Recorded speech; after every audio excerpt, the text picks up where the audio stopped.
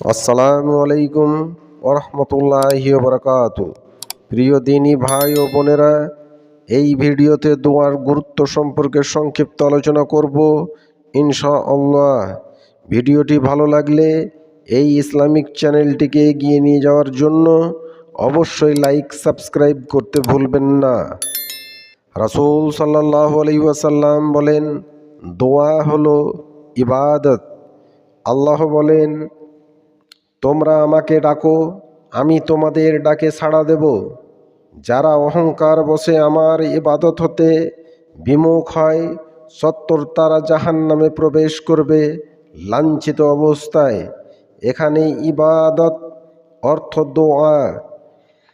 আল্লাহ আরও বলেন, আমার বান্দারা যখন তোমার কাছে আমার বিষয়ে জিজ্ঞেস করে, তখন বলে দাও যে আমি তাদের অতি নিকটবর্তী।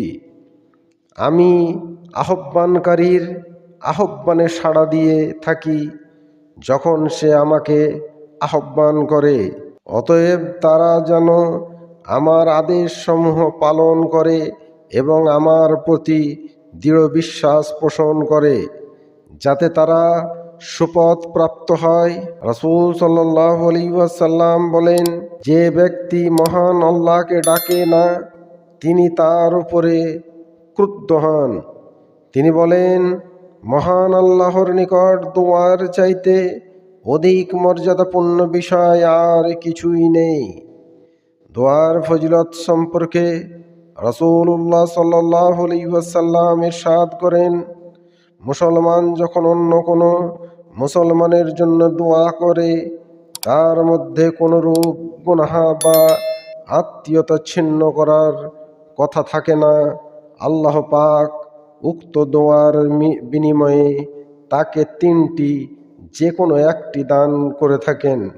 এক, তার দোয়া দ্রুত কবুল করেন, অথবা তার প্রতিদান আখিরাতে প্রদান করার জন্য রেখে দেন, অথবা তার থেকে অনুরূপ আরেকটি কষ্ট দূর করে দেন। একথা শুনে সাহাবীগণ উৎসাহিত হয়ে বললেন, তাহলে আমরা বেশি বেশি দোয়া করব। রাসূলুল্লাহ সাল্লাল্লাহু আলাইহি ওয়াসাল্লাম বললেন, আল্লাহ তার চাইতে আরও বেশি দোয়া কবুলকারী। এই জন্য সর্বদা পরস্পরের নিকট দোয়া চাইতে হবে। দোয়া কবুলের শর্তাবলী: এক, শুরুতে এবং শেষে হামদ ও দরুদ পাঠ করা। দুই, দোয়া আল্লাহর প্রতি খালেস আনুগত্য সহকারে হওয়া। তিন, দোয়া কোনো পাপের কথা কিংবা আত্মীয়তা ছিন্ন করার কথা না থাকা। খাদ্য পানীয় ও পোশাক হালাল ও পবিত্র হওয়া। দোয়া কবুলের জন্য ব্যস্ত না হওয়া। নিরাশ না হওয়া ও দোয়ার পরিত্যাগ না করা। উদাসীনভাবে দোয়া না করা এবং দোয়া কবুলের ব্যাপারে সর্বদা দৃঢ় আশাবাদী থাকা। তবে আল্লাহ ইচ্ছা করলে যে কোনো সময়ে যে কোনো বান্দার, এমনকি কাফের মুশরিকের দোয়া কবুল করে থাকেন, যদি সে অনুতপ্ত হৃদয়ে ক্ষমা চায়। নিয়ম: খোলা দুহস্ত তালু একত্রিত করে চেহারা বরাবর সামনে রেখে দোয়া করবে। দোয়ার শুরুতে আল্লাহর প্রশংসা ও রাসূল সাল্লাল্লাহু আলাইহি ওয়াসাল্লামের উপর দুরূদ পাঠ করবে।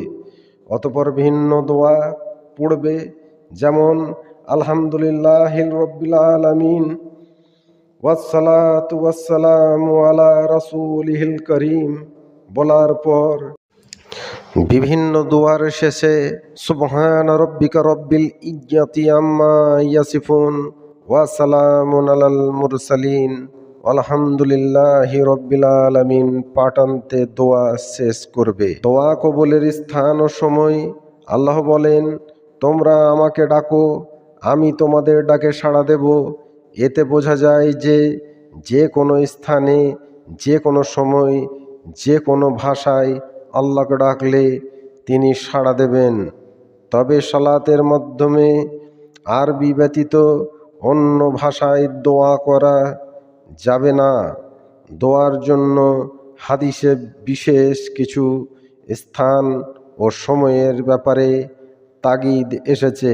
রাসূলুল্লাহ সাল্লাল্লাহু আলাইহি ওয়াসাল্লাম বলেন, 3 ব্যক্তির দোয়া নিশ্চিতভাবে কবুল হয়, এতে কোনো সন্দেহ নেই। 1 মাজলুমের দোয়া, 2 মুসাফিরের দোয়া, 3 সন্তানের জন্য পিতার দোয়া। তিনি বলেন, তোমরা মাজলুমের দোয়া হতে সাবধান থাকো, কেননা তার দোয়া ও আল্লাহর মধ্যে কোনো পর্দা নেই। সুতরাং আমরা সর্বদা যখন যেভাবেই হোক আল্লাহর কাছে দোয়া করব।